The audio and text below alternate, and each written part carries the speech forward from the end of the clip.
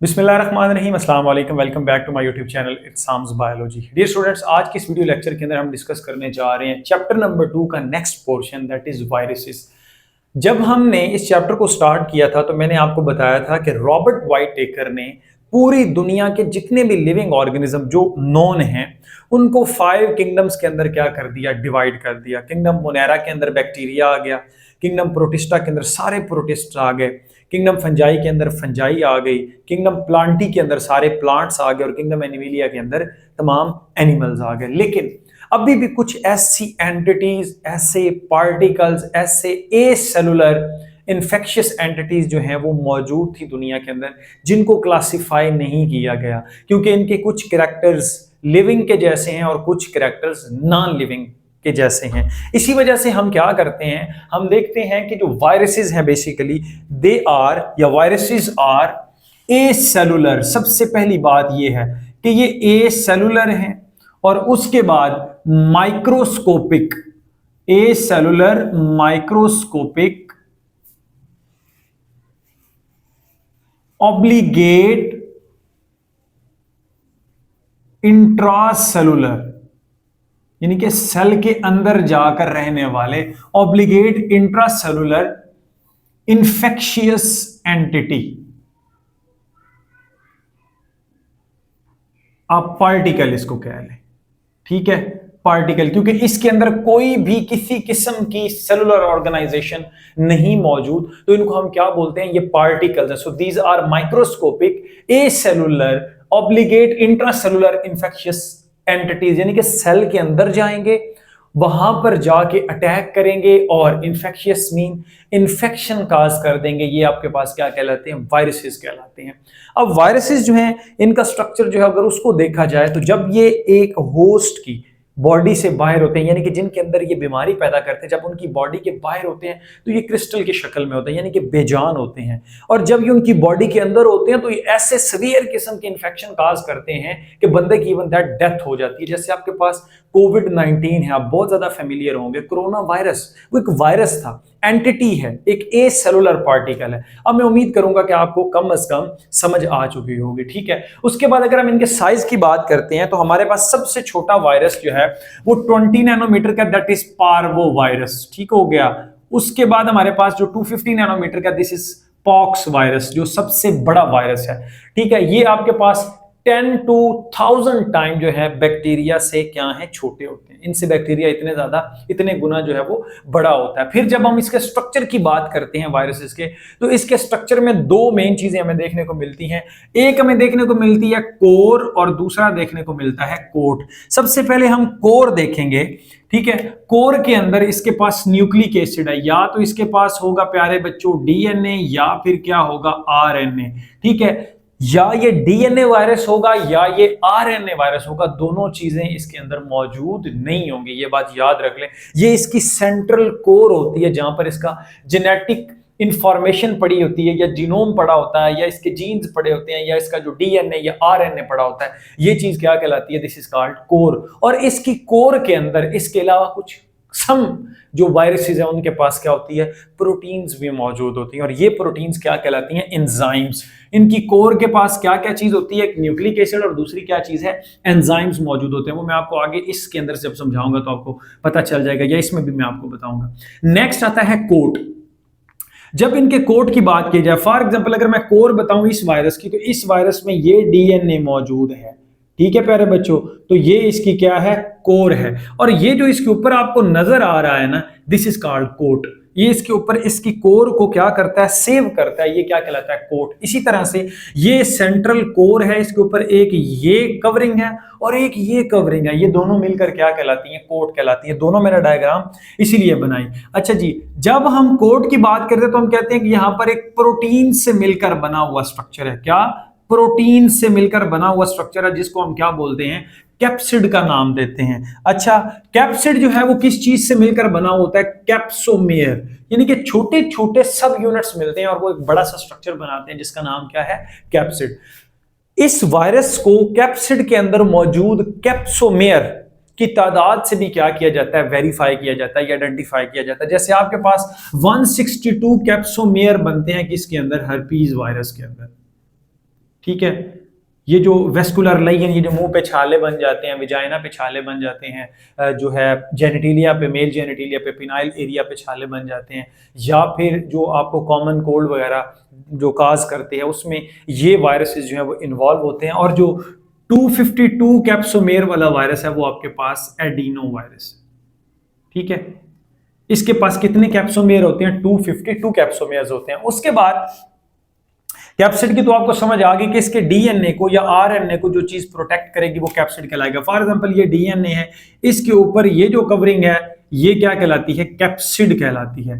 अब एक आपके पास कैप्सिड है, चलिए इसको ब्लू से कर देते हैं। एक आपके पास कैप्सिड है और एक आपके पास न्यूक्लिक एसिड है। ये दोनों चीजें मिलके क्या बनाती हैं? Nucleo capsid. क्या बनाती हैं? Nucleo capsid. बड़ा इंपॉर्टेंट जो है ना वो शॉर्ट क्वेश्चन है, पेपर में आ सकता है। नेक्स्ट हमारे पास है इन्वेलप। बाजुकात क्या होता है? There is an additional structure outside the capsid. Capsid के बाहर एक एडिशनल स्ट्रक्चर मौजूद होता है जिसको हम क्या बोलते हैं? इन्वेलप। अच्छा जी, जिन वायरसेस के पास इन्वेलप मौजूद होगा वो इन्वेलप्ड वायरसेस कहलाएंगे, और जिनके पास नहीं होगा वो नेकेड कहलाएंगे। जैसे ये कौन सा वायरस है? ये इन्वेलप्ड वायरस है। ये कौन सा वायरस है? ये नेकेड वायरस है। ठीक हो गया प्यारे बच्चों? अब यहां पर आपको ये भी बात क्लियर होगी। उसके बाद इनका ये जो कैप्सिड है ना, ये वाला कैप्सिड, इनकी बेस पर भी इनको क्लासिफाई किया जाता है और उसकी डिफरेंट टाइप की शक्लें होती है। जैसा कि हेलिकल जो है वो आपके पास TMV टोबैको मोज़ेक वायरस, एक प्लांट वायरस है, उसमें पाया जाता है। पॉलीहेड्रॉन, पॉलीहेड्रॉन से मुराद ये है कि ये आपके पास इस तरह का जो है ना क्यूबिकल या स्फेरिकल स्ट्रक्चर बनता है। This is called polyhedron. Simply नीचे क्यूबिकल जो है वो आपके पास मौजूद है। अकोसाहेड्रल, मेनी एंगल्स, यानी कि ये आपके पास जो वायरस का अपर स्ट्रक्चर ये बना रहा हूं, दिस इज कॉल्ड अकोसाहेड्रल। इसमें काफी ज्यादा ट्राइएंगल्स और फेसेस जो है ना वो पाए जाते हैं और ये बड़ा कॉम्प्लेक्स किस्म का स्ट्रक्चर होता है। और इससे भी कॉम्प्लेक्स स्ट्रक्चर जो है वो मैंने आपके साथ ये शेयर कर दिया। ये जो इसका अपर पोर्शन है ये कोसाहेड्रल, और नीचे इसकी कॉम्प्लेक्स टेल मौजूद है, यानी कि इसके पास एक हेड ये ऊपर वाला और एक टेल मौजूद होती है। ये वायरसेस क्या कहलाते हैं? कॉम्प्लेक्स वायरसेस कहलाते हैं प्यारे बच्चों। साथ साथ आप पिक्चर्स में देख भी रहे होंगे। अच्छा जी, ये जो वायरस मैंने बनाया हुआ है ये किसका वायरस, ये कौन सा वायरस है? This is called bacteriophage. ये बैक्टीरिया ईटिंग वायरस है। इसका नाम है T4 फेज, जो मोस्ट कॉमन है, जो बैक्टीरिया को खाते हैं। और कौन सा बैक्टीरिया? बैक्टीरिया भी ई कोलाई। तो ये ई कोलाई जो है ना उसके ऊपर उसकी कॉलोनी पर एक्ट करते हैं और उसको क्या कर देते हैं? फिनिश कर देते हैं। अगर इसका स्ट्रक्चर देखा जाए तो ये इसका हेड है, इस हेड का ये इसके पास क्या है? कैप्सिड है, और ये इसके पास क्या है? इसका डीएनए है प्यारे बच्चों। ये इसकी क्या है जी? नेक है, और नेक के ऊपर आपको पता है कॉलर होता है। क्या होता है? कॉलर। तो ये इसका ऐसे करके जेंटलमैन का कॉलर है। उसके बाद इसकी ये वाली जो नीचे वाला स्ट्रक्चर है, दिस इज कॉल्ड टेल, और टेल में ये इसकी क्या होती है? कोर। और कोर के ऊपर ये जो ऐसे स्प्रिंग की तरह एक स्ट्रक्चर मौजूद है, दिस इज कॉल्ड शीथ। इसको क्या बोलते हैं? शीथ। उसके बाद ये इसकी क्या है? एक प्लेट होती है, इसको बोलते हैं बेस प्लेट। मैं आपको बताऊंगा कि इसका काम क्या है। ये इसके पास क्या होती है? सिरिंज होती है, जिसकी मदद से ये क्या करता है? अपना डीएनए होस्ट के अंदर इंजेक्ट करता है। और इसकी बेस प्लेट के साथ ये टेल फाइबर्स मौजूद होते हैं। ठीक है, कितने टेल फाइबर्स हैं? 6 टेल फाइबर, 3 उधर 3 इधर। अच्छा, ये जो बेस प्लेट है ये बैक्टीरिया के साथ अटैच करने में हेल्प करती है। नेक्स्ट, ये जो आपके पास सिरिंज है ये उसके अंदर पेनिट्रेट करती है। और ये इसकी कोर है, कोर के अंदर इसके पास क्या होता है? ये इसका डीएनए यहाँ से निकलकर होस्ट के अंदर जाता है और इसके ऊपर एक स्प्रिंग नुमा शक्ल मौजूद है जिसको हम क्या बोलते हैं? शीथ। तो इसकी जो टेल होती है ये मोर कम्प्लेक्स होती है as compare to its head. ये बात याद रखिएगा। उसके बाद हमारे पास एक वायरस आता है जो क्या है? स्फेरिकल है, आपको गोल नजर आएगा। इसका नाम क्या है? This is called HIV, human immuno deficiency virus. ये एक ऐसा वायरस है जो क्या करता है? इंसानों के अंदर इम्यून सिस्टम को सप्रेस कर देता है, इम्यून सिस्टम को खत्म कर देता है। और एड्स एक इलाज मर्ज है, ये आप लोगों ने सुन रखा होगा। इससे जो बीमारी पैदा होती है वो क्या होती है? AIDS, acquired immuno deficiency syndrome.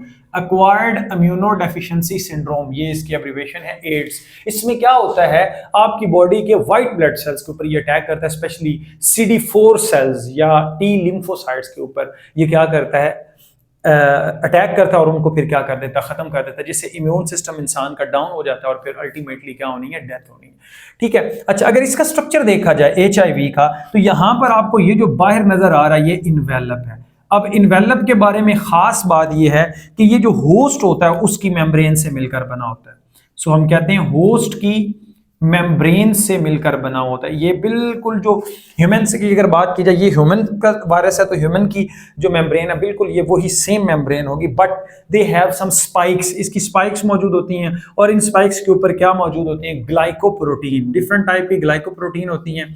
ठीक है प्यारे बच्चों, तो ये ग्लाइकोप्रोटीन क्या करती हैं, रिसेप्टर्स को चेक करने के लिए, रिसेप्टर्स को देखने के लिए कि कौन से सेल्स पे हमने जाकर अटैक करना है, ये उसके लिए ग्लाइकोप्रोटीन की स्पाइक्स बनाई जाती हैं। फिर ये इसके पास इसका क्या है, ये जो ब्लैक से आप देख रहे हैं ये इसका है जी कैप्सिड, जो कि कोनिकल, ठीक है, कैप्सिड एक कोन की तरह जो है वो आपको देखने को मिल रहा है। उसके बाद यहां पर इसकी कोर है, अंदर कोर में ये ग्रीन कलर से आपको जो है ना वो नजर आ रहा है इसका आरएनए, आरएनए के 2 स्ट्रैंड होते हैं, प्लस ये जो आपको नजर आ रहा है ये एंजाइम है रिवर्स ट्रांसक्रिप्टेज।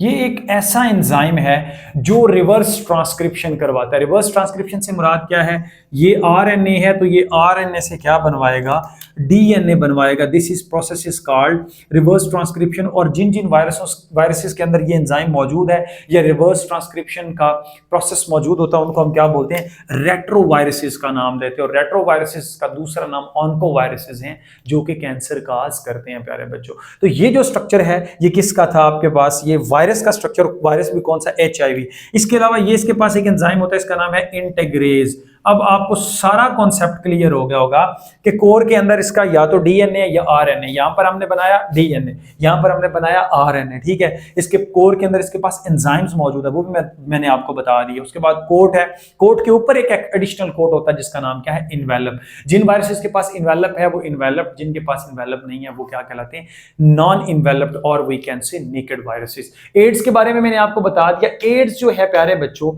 ये फर्स्ट टाइम कहां पे देखा गया था, होमोसेक्सुअल थे कुछ अमेरिकन जो थे ना, मेल के साथ जो थे वो सेक्सुअल एक्टिविटीज में इन्वॉल्व थे, तो उनमें फर्स्ट टाइम जो है ये डायग्नोज हुआ और वो सडन वेट लॉस कर रहे थे, उनकी डेथ्स हो रही थी, तो उस इलाके को फिर स्पेसिफिकली बैन कर दिया गया। फिर बाद में दूसरे लोगों में भी देखा गया। ये उन लोगों में देखा गया प्यारे बच्चों जिन्होंने क्या किया था, ब्लड को ट्रांसफ्यूज किया था। इसका मतलब है कि एड्स ब्लड के थ्रू एक बॉडी से दूसरी बॉडी में जा सकता है, या ब्लड के अलावा जो भी बॉडी फ्लूइड्स होते हैं जैसे मिल्क हो गया, जैसे सीमन हो गया, उसके जरिए एक बंदे से दूसरे बंदे में ये क्या हो सकते हैं, ट्रांसफर हो सकता है। उसके अलावा जो ये हजाम होते हैं, बार्बर होते हैं, जब ये हम मेल हजरात स्पेशली केयर किया करें, शेव करवाने जाते हैं तो आप या तो डिस्पोजेबल रेजर इस्तेमाल करवाया करें, उसको बोला करें, या फिर स्टूडेंट्स आपने क्या करना है, अपनी किट रख लेनी है, ठीक है। और कोशिश करें कि अगर आपको दाढ़ी आ रही तो घर में आप मशीन के साथ उसको कर लें ताकि आप इन तमाम तरह कॉम्प्लिकेशन से बचे रहें।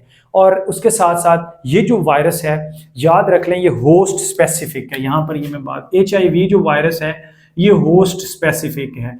क्यों, ये मंकीज के अंदर भी पाया जाता है। मंकी के अंदर ये क्या करता है प्यारे बच्चों, जस्ट मल्टीप्लाई करता है। मल्टीप्लाई करने से मुराद क्या है, वहां पर अपने नंबर के अंदर इजाफा करता है, बट ये डिजीज काज करता है कि इसके अंदर ओनली ह्यूमंस के अंदर, ठीक है। क्यों, क्योंकि ह्यूमंस में एक सेल मौजूद होते हैं CD4 सेल, इनके पास रिसेप्टर्स मौजूद होते हैं CD4। ये वो रिसेप्टर्स हैं जहां पर आके ये वायरस अटैक करता है और इन सेल्स को डिस्ट्रॉय कर देता है। सो ये सेल हमारे इम्यून सिस्टम का हिस्सा होते हैं, that's why we call them acquired immuno deficiency syndrome. बहुत सारी बीमारियां इकट्ठी हो जाती है तो सिंड्रोम, और HIV human immuno deficiency virus, जिसकी वजह से एड्स काज होता है। सो मैं उम्मीद करूंगा कि ये पूरा चैप्टर अल्हम्दुलिल्लाह आपको अच्छे से समझ आ गया होगा। Stay connected, thank you and अल्लाह हाफिज़।